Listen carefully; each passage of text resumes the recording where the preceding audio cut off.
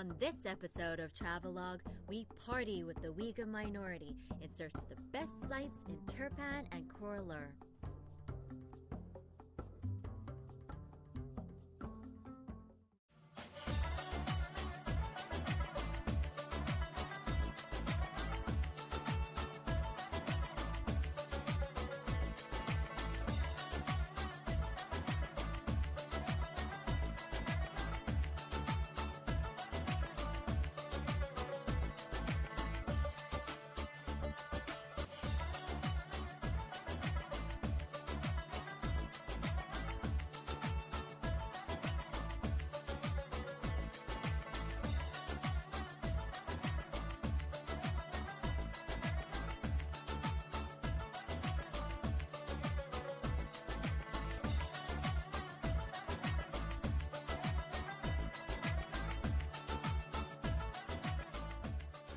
Variety of China's landscape, diversity of its people. Welcome to Travelogue's Minority Series.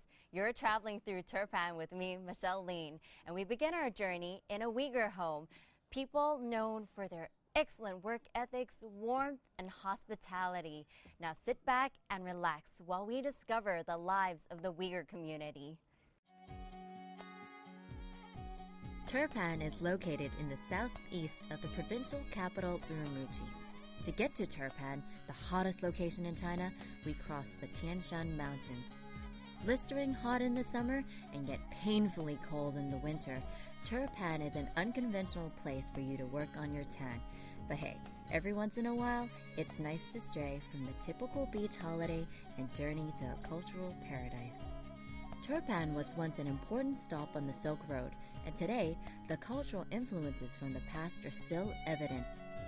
In the Uyghur language, Turpan means place with rich soil, and it is that soil that gives Turpan the reputation of being the Great Garden of China. While the population is made up mostly of the Uyghur minority group, you really get a sense of how culturally integrated Uyghur and Han are when you're here.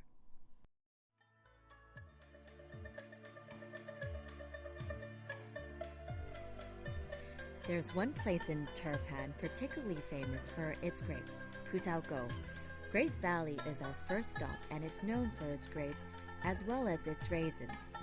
Beneath the grapevines that frame their homes, the Uyghur people welcome you with fruit, naan, tea, and other local delicacies. They are extremely house-proud and put in an enormous amount of effort into decorating their homes. Putao is now a well-known tourist destination, and local Uyghurs have opened family-run restaurants. You can always try a homestay, but if you're just up for a meal and friendly conversation, adjourn to a local family-owned restaurant for a taste of Uyghur hospitality.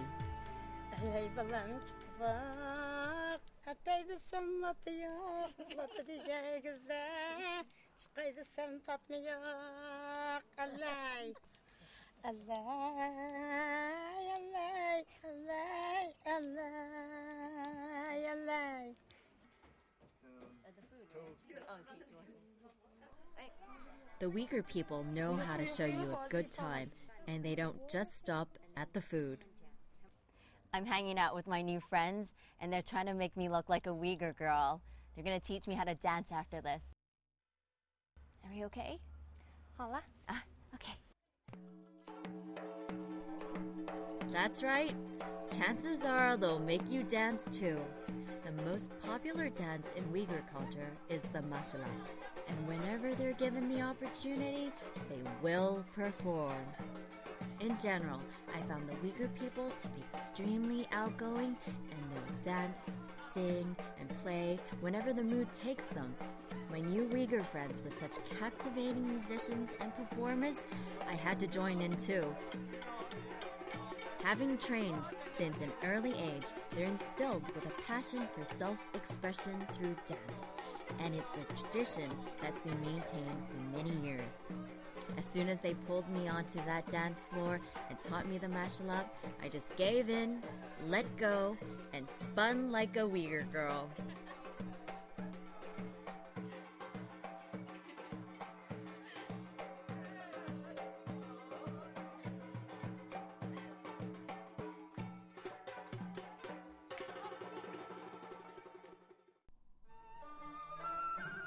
In Putalco, there are a lot of grapes grown each year, and the majority make the beautiful transition from grape to raisin. There are over 100 different types of grapes in Turpan, and because of that, no two raisins are ever quite the same.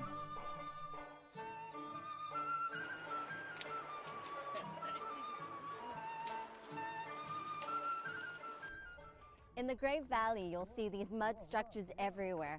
The Uyghur people used it to harvest their grapes and turn them into raisins. The little holes in the structure allow for air and sunlight to penetrate into the area where the grapes are, and that allows the drying process to occur faster. I'm going to help this granddad here deliver some of these grapes into one of those rooms. Good? Oh, 不要动. When the grapes are ready for harvest, they're taken to the drying rooms. At this time of year, things are especially hectic for the Uyghur families because their livelihood depends on these raisins. They work all hours till the job is done, and always as a family unit without complaint. So the next time you pop a raisin into your mouth, think about where they came from. If it's from Turpan, it means a whole lot of good old hard work. And knowing that, you're bound to appreciate the natural sweetness of each bite that much more. She's just told me that this frame here will hold 150 kilograms of grapes, and the entire room, 20 tons. So they hang all this here to dry, and they become raisins.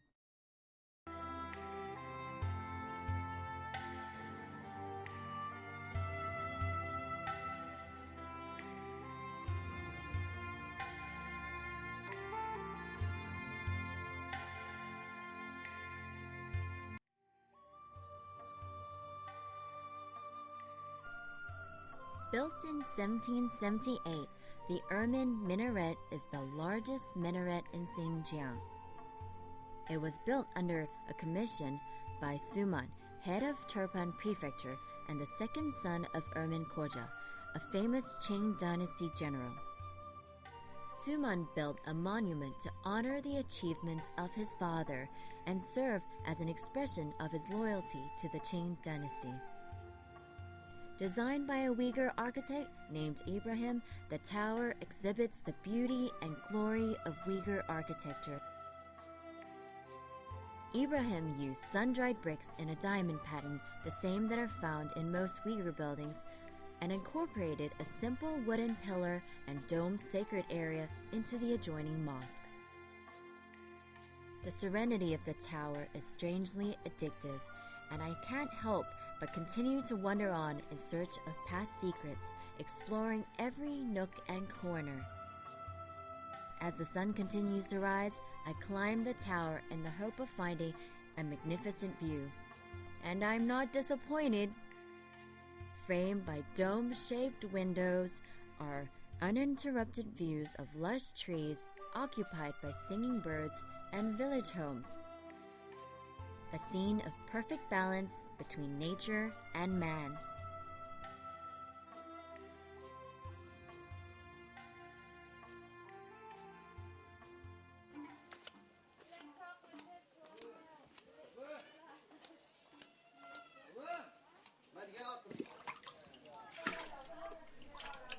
Turpan is located in a depression approximately 80 meters below sea level, and let me tell you, its nickname, the Oven, sure does it justice. With an average annual rainfall of less than 2 centimeters a year, Turpan relies heavily on its water irrigation system called the Karez. A Karez system consists of wells, underground channels, canals, and small reservoirs. The natural slope of the terrain is used to direct the water to the people while minimizing evaporation along the way. Dating back to the Han Dynasty, the irrigation system receives its water from the surrounding mountains and from the annual snow melt. There are just under 1,000 Karez systems in Turpan. The total length of canals is over 5,000 kilometers. Even the children know what a large part the caress plays in their lives. All this talk about water is making me thirsty. The Uyghur girls have offered me a drink, and the water is deliciously cool.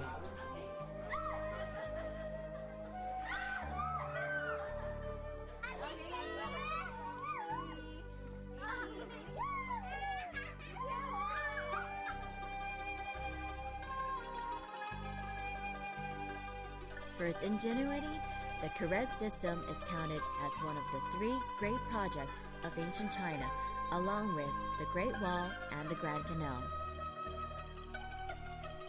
The water ensures the continuing survival of the people living in this oasis. Every day for 2,000 years, people here are reminded of past glories. Located 10 kilometers west of Turpan in the Urnaizi Valley lies the ancient city of Jauhe. It's the oldest, the best preserved, and at 220,000 square meters, the largest earth-built city in the world. In its day, Jauhe was the powerful capital of South Chesi, a kingdom at the time of the Han dynasty that thrived under Uyghur rule. When Mongol rebels invaded the city at the end of the 8th century, the inhabitants were forced to flee, and eventually the city was completely deserted. Over 2,000 years ago, these same walls here belonged to a palace in the kingdom of Jushi. People here used to build their houses underground so as to be able to use the soil as their walls. Wow, these steps are killing me. But if I were walking down these same steps, right above me would be 2 stories and I would be in the basement. Talk about integrating nature with architecture. Brilliant.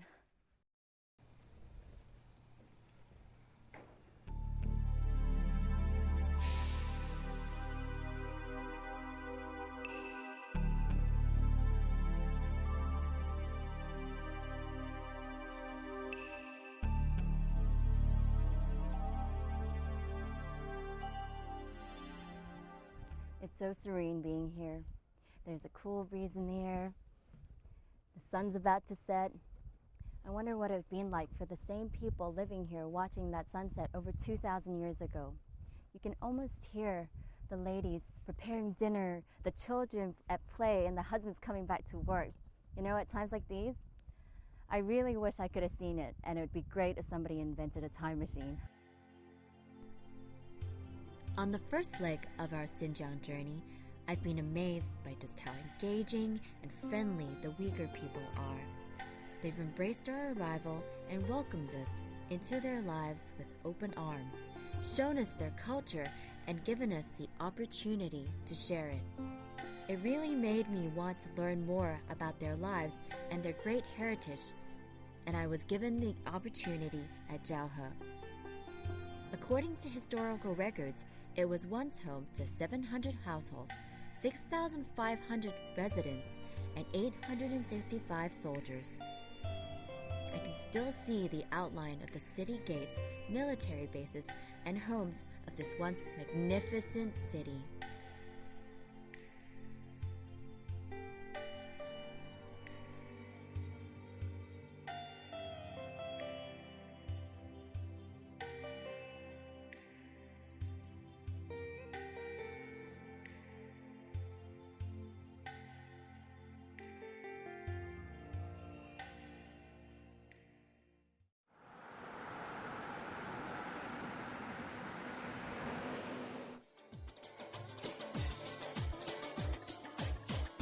Dostlar oynaylik, hiç kimi cepte kalmasın.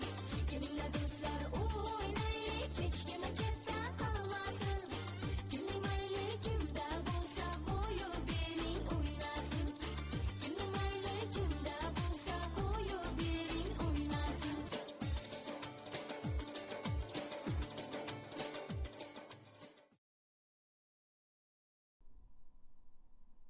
A very typical village in Turpan is associated with a not-so-typical history. Overshadowed by the Fire Mountain, Tuyiko was once a center of Buddhism, but in time it became a predominantly Muslim community. In 1905, a German explorer came and settled here, attracted by its rich religious heritage. In fact, around the same time, Turpan was attracting many visitors curious about the culture and lives of the people here.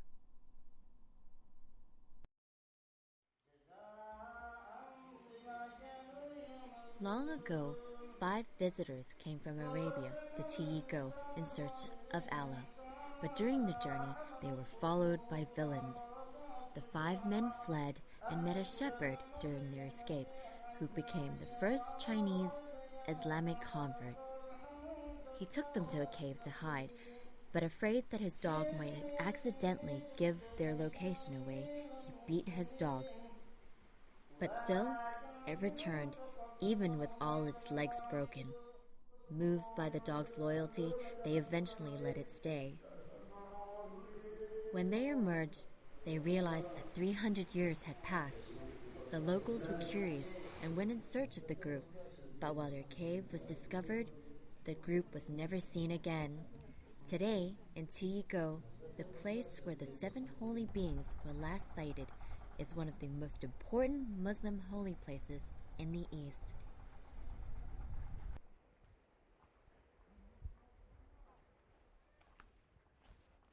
I've been told that the Tuyiko tombs are listed as a holy place in the Quran. While there are a lot of foreigners that come here every year, it's especially important to the local Muslim community in Xinjiang.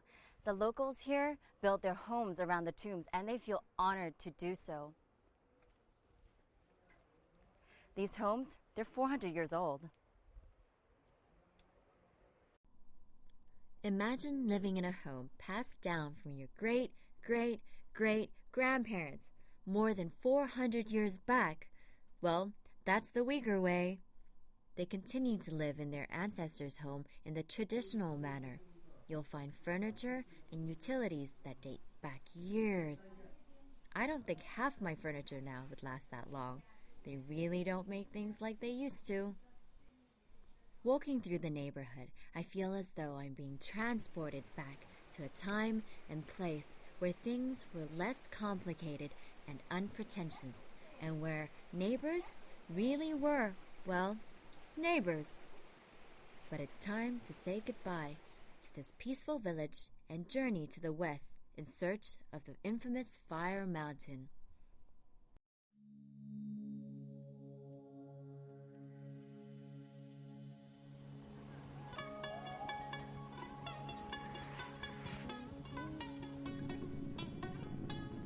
This part of the Tian Shan Mountains is called Fire Mountain, aptly named because the weather here is fiery hot, and at times the mountain glows like a blazing flame.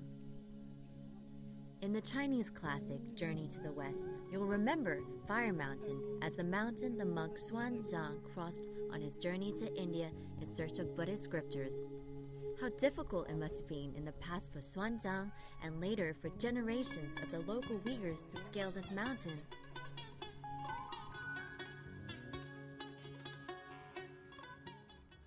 I've been asking around, and apparently the Uyghur minority in Kurla live differently than the ones in Turpan. So let's go see. Come on.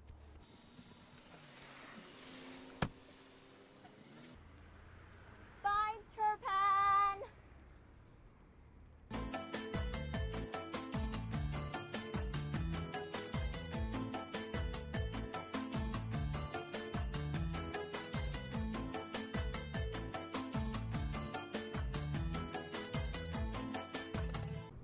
From Turpan, we go by road to Kurla.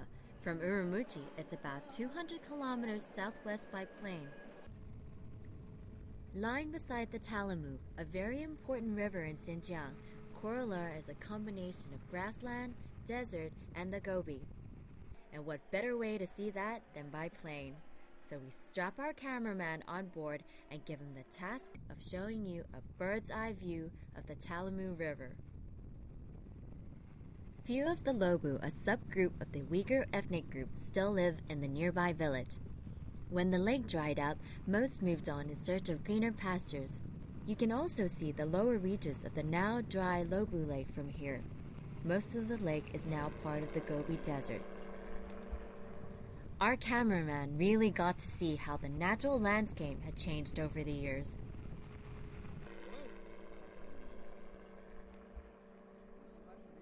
Whew, it's hot. Look what I have though. It's a traditional all-weather Lobu hat. See, over winter, they put it over their head like this, so it covers their ears and, helps them keep warm. But over summer, they lift it up, so it's a lot cooler. And if they're trying to block out the sun, whoop, there's even a solution to that. Now I'm gonna find myself some sheep to tend to. Probably not gonna use that. That's more my thing. I'm a bit of a speed demon, so I think I managed to scare the owner of the four-wheeler I'm in. You should have heard his sigh of relief when I stepped on the brakes.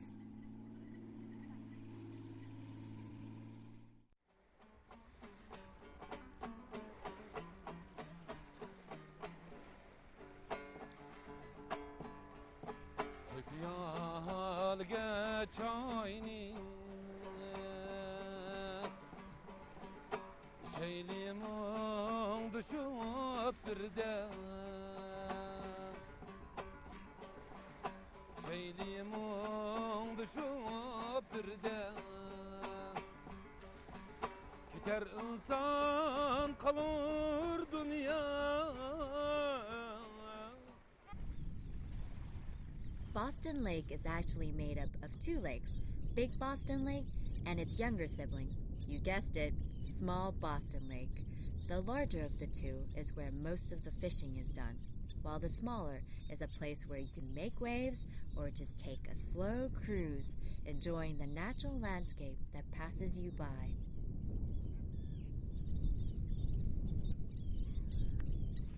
It's so hot out, I think I need some wind in my hair. I need to get on the speedboat and go for a ride. So jump aboard and let's go. Come on, let's put some ripples in this water. Put my feet up.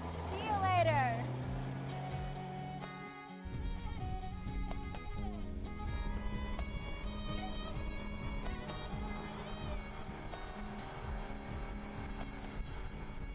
There's nothing like the feeling of being on board a speedboat bashing through the water.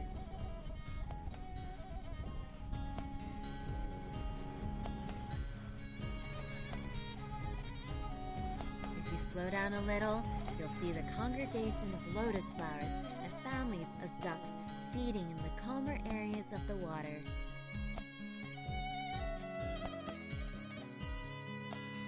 With the wind in my hair, this leg of the journey is both exciting and peaceful, a real treat for my senses.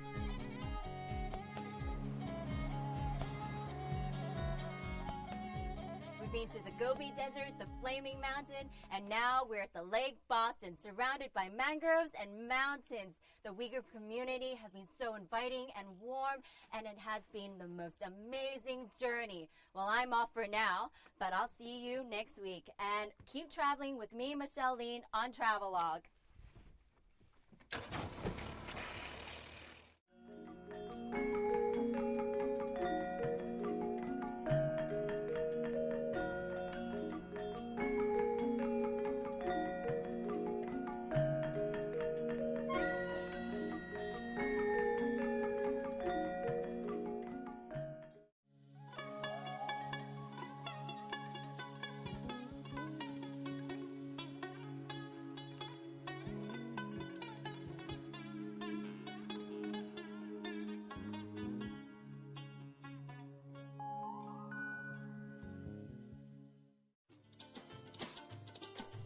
On the next episode of Travelogue, we'll be trekking through a mysterious Grand Canyon in Kucha and roaming the old streets of Kashgar.